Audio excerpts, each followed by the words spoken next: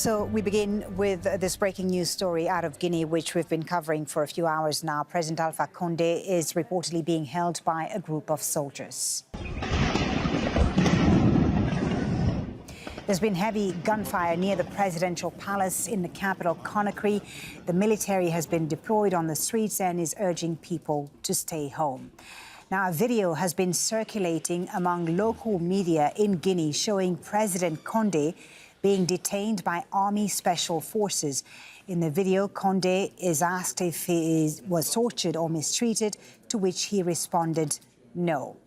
Now, let's show you where all this is happening. This is the presidential palace in the Kaloum business district of Conakry, where heavily armed soldiers have been seen guarding the area. The exact whereabouts of President Conde are unknown.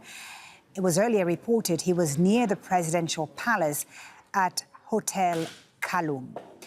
Joining us now on the phone is Yusuf Ba, a journalist in Guinea, joining us from Conakry. Yusuf, bring us up to speed with the situation. When we spoke earlier, you reported that gunfire was still ongoing in Conakry. What's been happening right now? Presently, the situation is still confusing, still shooting going on.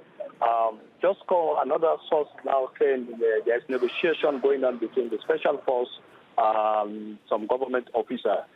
Seems like President Alpha Conde is in the hands of the members of the special force. There's another picture just now, another journalist just called my attention, showing me President Alpha Conde was transported into a jeep, maybe to this particular area. And the Minister of Security Office also is being surrounded by the special force. So it means this has been confirmed by myself. I'm seeing the special force surrounding the Ministry of Security Office. The situation is very, very confusing, but negotiation is going on now. Maybe this is going to be like another situation, another neighboring countries where negotiation, we've seen negotiation going on between coup leaders and government officials. Right. So maybe this is the kind of thing that is going on in Guinea, Conakry. Right. Unclear, as you say, as to where the president is right now. Tell us about the reactions. Of course, this has been happening in Kaloum, which is the business district of Conakry. It is Sunday, so it wouldn't be as busy as it would be on a weekday. But there have been reactions. I mean, people are scared, but there have been celebrations, I understand, in some other parts of Conakry. Yeah, Bambeto area, commonly called the Axe of Conakry, the opposition stronghold. The people have been dancing, celebrating. They accept. It's like they welcome any coup, and they welcome all the social media messages that is going around that there is a coup d'etat. So it's very, very confusing. The other area where you have supporters of President Alpha Conde, everybody's indoors. Everybody's indoors. Nobody's outside. And a few people you are seeing out going to rushing to get food, like bread and other food stuff. The situation is very, very confusing. Okay. I'm talking to you now, even where I'm standing. Right. Even journalists, I'm the only journalist standing around. Only TV5 journalists was around just now. It's like he's trying to escape the staff. Okay, so a fluid situation. Thank you, Yusuf, for updating us on what's happening in Conakry. Let's bring in West Africa correspondent now, Nicholas Hack, who's also following events for us, is joining us live from Dakar. Yusuf, Nick, says there that there are some sorts of negotiations going on. As far as President Conde is concerned, we don't know what's happened to him or where he is right now. Just give us some context, some background to all this. It's not the first time there's an attempted coup in Guinea. What could have led to this latest tension and unrest that we're seeing?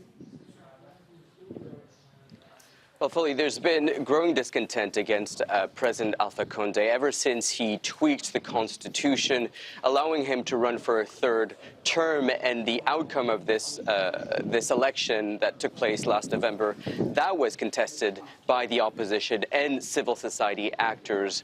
And they took to the streets. And in response, there was a heavy-handed reaction, according to human rights groups and Amnesty, security forces shooting live ammunition towards protesters. And so ever since that election, there's been a situation of instability. It became the status quo for Guinea.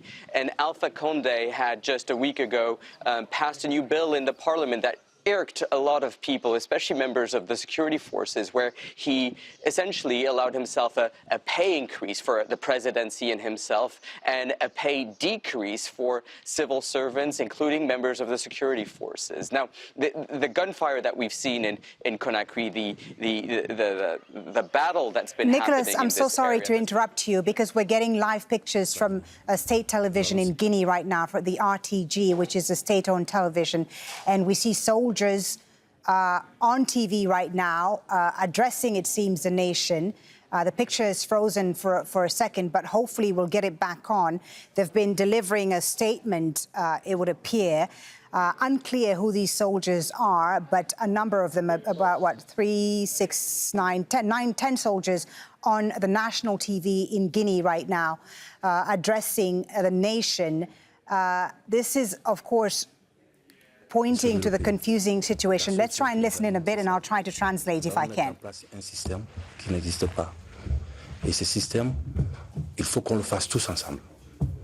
Il y a eu beaucoup de morts pour rien, beaucoup de blessés, beaucoup de larmes. Alors qu'on aime tous la Guinée. Donc, je pense qu'il est temps pour nous de se comprendre, de se donner la main, de s'asseoir, d'écrire une constitution qui est adaptée à nos réalités, capable de régler nos problèmes.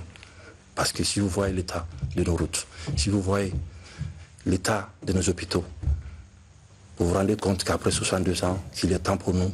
Okay, let me just translate a bit of what we've heard there from that army commander. Not clear what his rank is, but he says it's now time for Guinea to unite. It's time for us to create a new constitution which is capable of addressing the country's issues.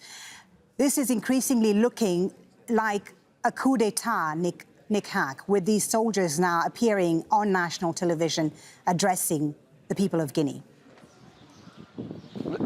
That's right. In fact, there's been a video circulating on social media where we see members of the Red Beret, the Presidential Guard, addressing people, addressing fellow soldiers to rally on their cause. And in that speech, they explained that there were too many deaths and that it's time to sit down, perhaps rewrite a constitution adapted to the circumstances of Guinea, talking about the situation in hospitals and at schools.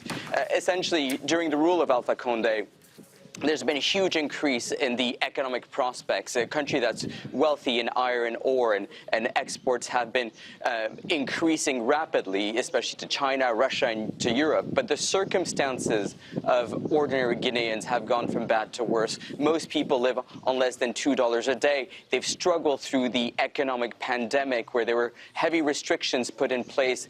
And many people who live just on $2 a day and get by on a day's wage, well, they weren't able to survive. And also the heavy-handedness of the security forces and this sense amongst a portion of Guinea's population that they weren't being represented by Alpha Conde. Remember, during the last election, the Office of the United Nations Watch on Genocide pointed out that Alpha Conde should calm down on his rhetoric, his ethnic rhetoric in this country where the Fulanis make up the majority, but the Malinke, from which he is from, have taken up key position in the government and security forces. So there was growing division within society there. Okay, we've lost, have we lost it? We still have those pictures from RTG, the national broadcaster in Guinea. Well, they're leaving now.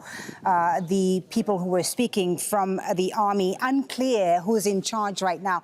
I know you've watched a lot of the same videos as I have, Nick, of these soldiers, Red Berets, who are the Presidential Guard, of course. Is it clear now who's in charge? Who do we see in that video, you think, of these soldiers speaking on national television?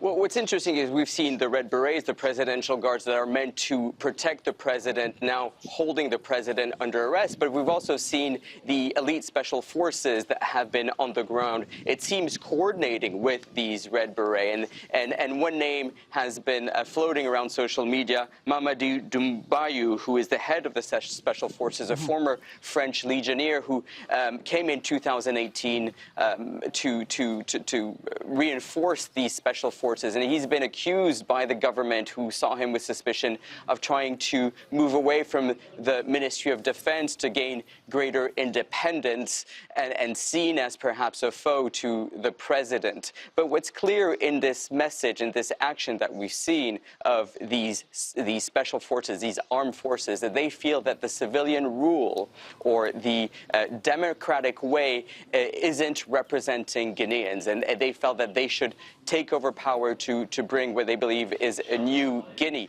a feeling perhaps emulating what happened in a neighboring country, in Mali, where we've seen the military takeover when there was a popular uprising and popular protests against the president there. We have to remember fully that in Guinea there's been protest for the last year that you and I have been covering in the region, protesting the rule of Alpha Conde, and that may explain why these emboldened soldiers took to what they're doing right now. Let me just remind our viewers, Nick, of what we're watching right now. These are the latest pictures coming to us from Guinea state broadcaster RTG. It is now past 5 p.m. in Guinea, 5:12 p.m. It's GMT time. No, actually 5:12 p.m. here in Doha, so that's 14:12 p.m. GMT in Guinea, and soldiers have appeared on national television addressing Guineans and saying that now is the time for Guinea to unite and create a new constitution that would address the country's problems. As Nick Hack said there, this increasingly looks like a coup d'etat against President Alpha Conde. And this coup reportedly has been led by Lieutenant Colonel Doumbouya, who has been, we understand, speaking on national television. He said that borders of the country have been closed and the current constitution of Guinea has been suspended until a new one is created. As Nick Hack said, this is not the first time there's been a coup attempt in Guinea. Unclear as to the extent of the success of this one, because we still don't know the whereabouts of President Alpha Conde. Nick, stand by. We'll bring you in just a second. In the meantime, let's speak to Marie-Roger Biloa, who's CEO of Africa International Media Group, and she's joining us via Skype from Paris. I imagine the French watching what's happening in Guinea very closely, Marie-Roger, given that it's one of their former colonies and a lot of French interests in that country. Does this coup, or attempted coup, if we may call it that, come as a surprise to you? Well, of course, obviously, it's very much people are following very closely what is happening here in Guinea. I must say, since election earlier this year, the tension has grown, and it's not. It did not become lower, the tension, and the situation in Mali was also an incentive something. And we have been hearing of rumors of coup a couple of weeks ago, and we sort of, it's always surprising when it really happens. And what we know so far is that the head of the special forces, Mr. Doumbouya, had an argument yesterday with the Minister of Defense. And it had been alluded to the bad relationship they had together, and then that started early this morning. And what we believed is that he could not rally all the security forces of Guinea, and that he was mastering only the special forces, but it doesn't seem to be true. But still, they could capture the president. They have the president in their hands, in their custody. But there is a communique of the Minister of Defense saying, well, they are still fighting. There's an attempted coup. It didn't work. They are urging everyone to... Unclear right now, even though we're seeing these pictures of these soldiers on national television, which is very often what happens in many African countries in that region anyway. When a coup happens, the soldiers go on TV and say, OK, we've done this, we're now in charge.